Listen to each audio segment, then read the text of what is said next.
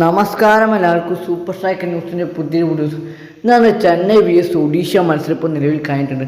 കേരള ബ്ലാസ്റ്റേഴ്സിന് മുൻ താരമായ മലയാളി താരം രാഹുൽ KP ഒഡീഷ എഫ്സിക്ക് വേണ്ടി ആദ്യ മത്സരം ഇന്നത്തെ മത്സരം കളിച്ചു എന്ന് തന്നെ പറയാം. മത്സരം അദ്ദേഹം കളിക്കുകയും ഒരു ഗോൾ അടിക്കുകയും ചെയ്തു. പക്ഷേ ടെക്നിക്കലി പറയുന്നത് നവാസിനെ മേത്ത് തട്ടിയിട്ടാണ് ഈ ഒരു ഗോള് പോസ്റ്റിലേക്ക് കയറുന്നത്. അതുകൊണ്ട് തന്നെ ആ ഒരു ഗോൾ രാഹുൽ KPയുടെ പേരിലല്ലേ എഴുതി.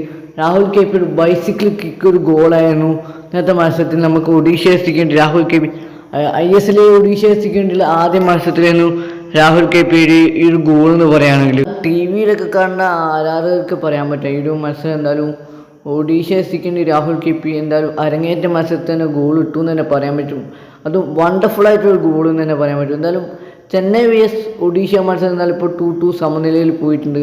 ചെന്നൈയുടെ ഹോം ഗ്രൗണ്ടിൽ വെച്ച് നടന്നിട്ടുള്ള ഒരു മത്സരമായിരുന്നു. എന്തായാലും മുൻ ബ്ലാസ്റ്റേഴ്സ് താരമായ മലയാളി താരം രാഹുൽ KP തൃശ്ശൂർ സ്വദേശി കഴിഞ്ഞ ദിവസം വരെ കേരള ബ്ലാസ്റ്റേഴ്സ് സ്കോഡിലുള്ള രാഹുൽ KP ഇപ്പോൾ ഒഡീഷയെ പോയിട്ട് ഒഡീഷ എഫ്സിക്ക് വേണ്ടി ഒരു ഗോളും മികച്ച പെർഫോമൻസ് ആണ് ഇന്നത്തെ മത്സരത്തിൽ രാഹുൽ KP കാഴ്ചവെച്ചത്. ഒഡീഷ എഫ്സിയുടെ മത്സരം തിങ്കളാഴ്ച കേരള ബ്ലാസ്റ്റേഴ്സ് vs ഒഡീഷ മത്സരമാണ് വരുന്നത്. എന്തായാലും ഇന്നത്തെ മത്സരം എന്തായാലും സമനിലയോടെ